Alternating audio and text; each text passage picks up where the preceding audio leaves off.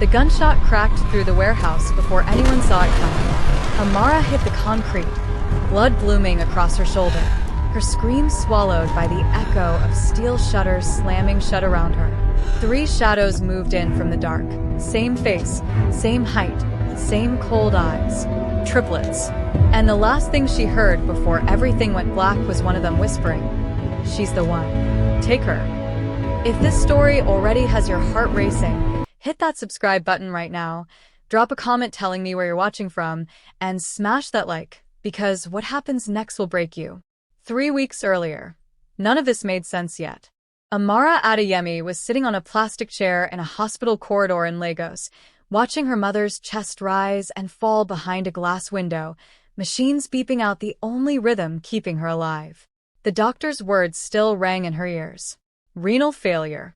She needs dialysis and then a transplant, or she has months, maybe weeks. Amara didn't have weeks. She didn't have money either. 3 loan sharks had already turned her away, one of them laughing in her face. "You want a loan with what collateral?" "Your tears." That night, a stranger found her. He wore a suit that cost more than her mother's hospital bill, and he smiled like he already knew her answer before she gave it. "I hear you need money. A lot of it. Fast." "Who are you?" "Someone who can save your mother's life tonight. All you have to do is sign." She should have asked more questions. She should have read the contract twice. But her mother's oxygen mask fogged and cleared, and Amara signed her name on a page she barely glanced at. She didn't know the word guardian. On that paper meant something closer to property than employee. She didn't know she wasn't being hired by one man. She was being claimed by 3. The car that picked her up 2 days later drove through gates that looked like they belonged to a fortress, not a home. Marble floors. Portraits of ancestors with eyes that seemed to track her. And standing in the grand hall, 3 men, identical down to the sharp line of their jaws, watching her like she was a package finally delivered. "So this is her," one of them said, circling her slowly. His voice was ice. "The guardian." "She's smaller than I expected," said the second, arms folded, unreadable. The third said nothing. He just stared. And something in his stare made Amara's skin crawl, not with fear, but with a grief she couldn't name yet.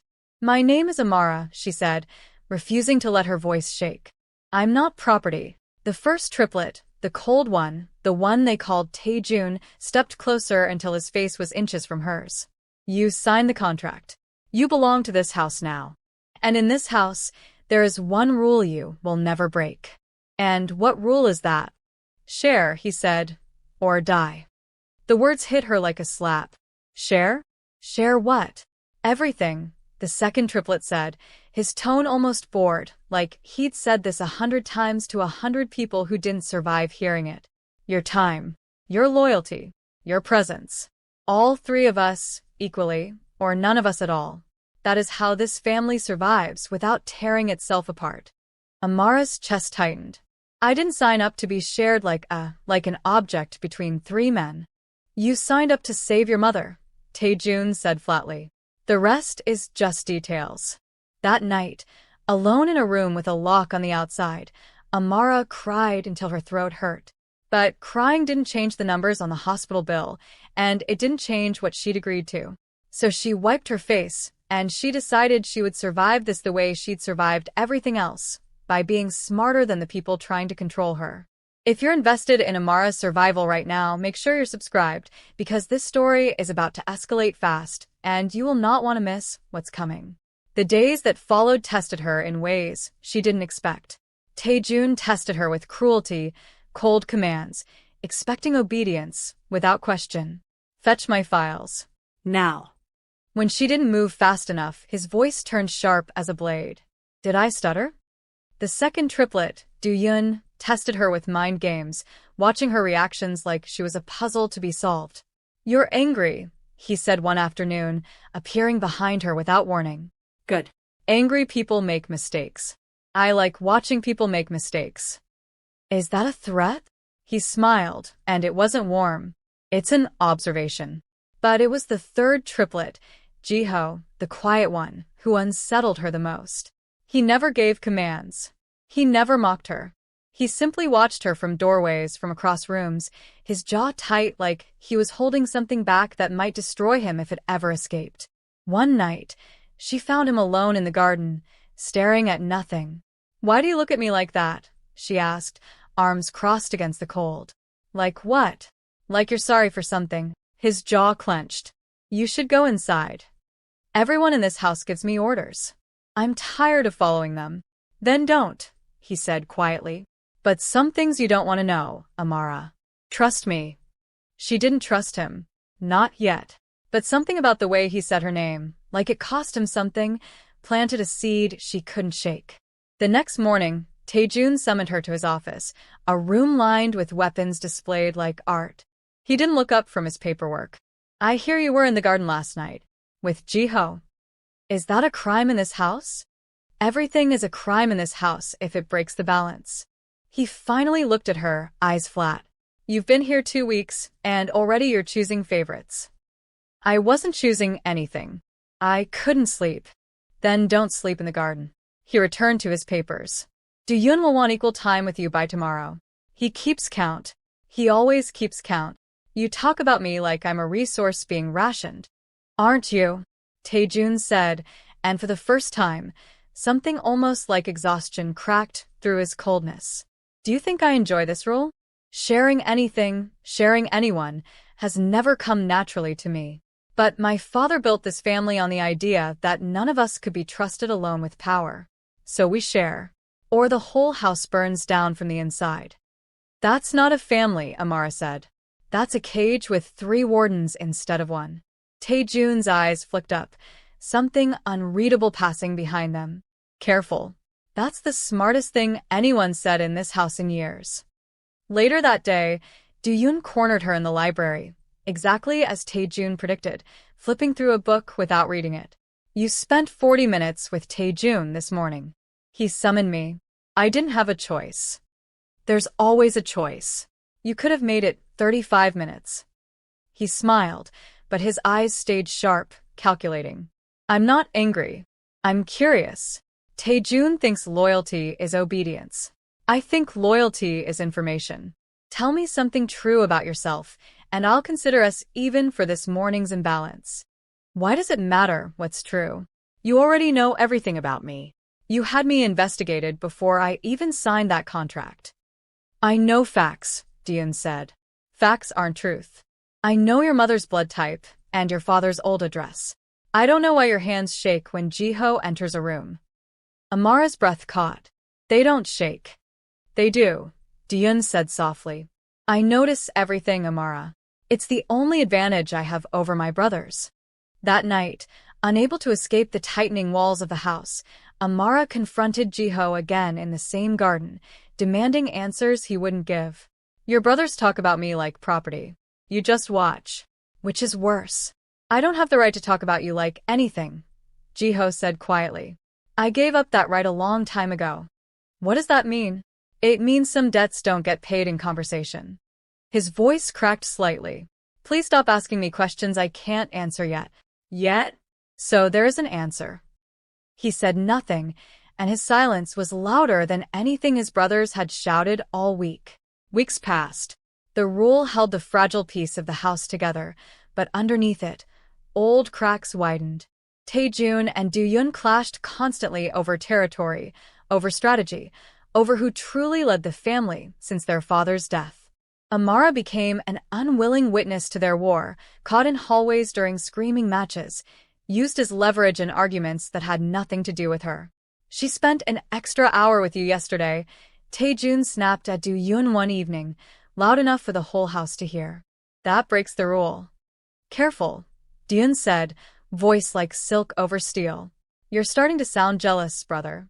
I'm reminding you of the terms we all agreed to. Terms you enforce whenever it's convenient for you." Amara stood frozen in the hallway, watching 2 identical faces twist with a decade of resentment she didn't understand. And in the shadows behind them, Jiho watched too, silent, guilty, carrying something heavier than either of his brothers realized. Then a new threat arrived. A rival family, the Songs, sent word through a burner phone smuggled to Amara by a maid. Pay double what the triplets were owed, or the next hospital bed emptied would be her mother's. Amara confronted Taejun immediately, shaking, phone thrust into his hands. "Handle it," he told Duyun flatly, barely glancing at the message. "Handle it how?" Amara demanded. "My mother is in a hospital bed with no security. She could die because of a war she's not even part of." "She's part of it the moment you signed our contract," Taejun said. "That's how this works." "That's not an answer. It's the only one you're getting tonight." Duyun studied the phone screen longer than his brother had, jaw tightening. "The songs don't bluff. We move protection to her mother's hospital by morning." He looked at Amara, something almost like guilt flickering behind his calculation. "This isn't about you. It's about what you're worth to us now. Try to survive that distinction." Amara stormed away from both of them, fury and fear tangled together, and found herself once again outside Jiho's door. She didn't knock. She just stood there, hand raised, unable to decide if she wanted comfort or answers. In the end, she chose neither and returned to her room, sleepless, replaying every conversation for a thread she could pull. That thread found her instead, that same night, in a study she wasn't supposed to enter. On the desk sat a locked file cabinet, slightly ajar. Inside, photographs. Surveillance photographs. Her father's face, taken from a distance, dated 8 years ago. The same year he disappeared, the same year the police told her mother it was a robbery gone wrong and closed the case within a week. Her hands shook as she flipped through the images. A meeting. A warehouse. Her father, arguing with someone in shadow. And on the back of one photo, a single handwritten note. Handled. JH confirmed. JH. Jiho. The room spun. Amara staggered backward, the file slipping from her fingers, papers scattering across the floor like confetti at the world's cruelest celebration. Looking for something? She turned. Jiho stood in the doorway, and for the first time since she'd met him, his composure was gone completely. His face had the look of a man watching his own execution. "Tell me this isn't what I think it is," Amara whispered, holding up the photo with shaking hands. "Tell me you didn't." "Amara." "Tell me," she screamed, and the sound tore something loose in her chest that had been sealed for 8 years. Jiho closed his eyes. When he opened them, they were wet. "I was 19. My father gave the order. I didn't understand what obedience would cost me until it was already done. You kill my father." Her voice cracked on every word. "You killed him, and then your family put a leash on me and called it salvation?" "I didn't know it was you," he said, voice breaking. "Not until they brought you into this house. Not until I saw your face and realized what I'd taken from you." "Get away from me, Amara, please. Don't say my name like you have the right to." "I know I don't. I've known it every day since they brought you into this house." His voice shook now, all his composure gone. "Do you know what it's like to watch someone grieve a man you took from them and smile at them anyway because that was the order? Do you know what that does to a person? Don't you dare make this about your suffering. I'm not asking you to feel sorry for me. I don't deserve that. I just need you to understand that every single day in this house has been a punishment I built for myself, because leaving would have meant admitting what I did, and I was a coward." "You were 19, Amara spat. "You act like that's an excuse." "It's not an excuse. It's the truth. I was 19, terrified of my father, and I pulled a trigger I've hated myself for every night since. That doesn't undo it. Nothing undoes it. I know that better than you do." Amara's hands were shaking so badly the photograph slipped from her fingers a second time. "My mother cried for a year. She still flinches every time someone mentions his name. And you're telling me you get to feel bad about it in a mansion with marble floors?" "No," Jiho said, and something in him seemed to finally break open completely. "I don't get to feel bad about it. I don't get comfort. I don't get forgiveness. I get to spend the rest of my life making sure the one thing I can still do for you actually gets done. That's all guilt like this is worth." The confrontation echoed through the halls, and somewhere in the house, footsteps began moving fast. Taejun and Duyun had heard the screaming. The war that had been simmering under the surface for years was about to boil over, and Amara was standing directly in the blast radius. If your chest is tight right now, that means this story is doing exactly what it's supposed to do. So like this video, drop a comment with the moment that hit you hardest and stay with me because the ending is coming. Ji-ho grabbed her hand. Listen to me. I can't undo what I did to your father, but I can undo this. I can get you out of this house tonight, and I can make sure they never come after your mother again. Why would you help me? Guilt doesn't erase murder. No, he said. It doesn't. But it's the only thing I have left to give you. Footsteps grew louder. Taejun burst into the study first, Do-yoon close behind, both freezing at the scattered photographs on the floor, at Amara's tear-streaked face, at their brother's trembling hands. What is this? Taejun demanded. He killed my father, Amara said, voice shaking with fury. 8 years ago. On your family's orders. Silence detonated in the room. Do-yoon's eyes moved slowly to Ji-ho. Is this true? Ji-ho didn't look away. Yes. You broke the rule, Taejun said, low and dangerous. You're setting her free. You're choosing her over this family. I'm not choosing her, Ji-ho said. I'm paying a debt I should have paid 8 years ago. Taejun lunged. The two brothers collided, fists and fury and years of buried rivalry finally exploding into violence, furniture crashing, glass shattering across marble floors. Do-yoon grabbed Amara's arm, and for a terrifying second, she thought he meant to stop her from leaving. Instead, he shoved a set of car keys into her palm. Go, he said, before he changes his mind about which brother he actually is. Amara ran. Behind her, the sound of the triplets tearing each other apart echoed through the marble halls, a family finally paying for the secrets it had buried for a decade.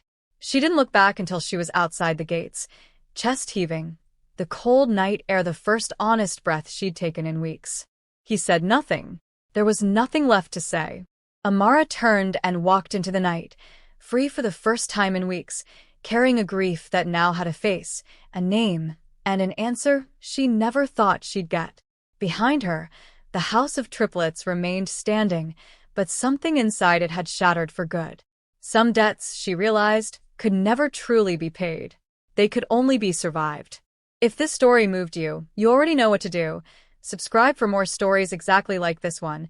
Drop a comment about what you think happens to Amara next, hit that like button, and share this with someone who needs a story that hits this hard. New episodes are coming, and you will not want to miss them.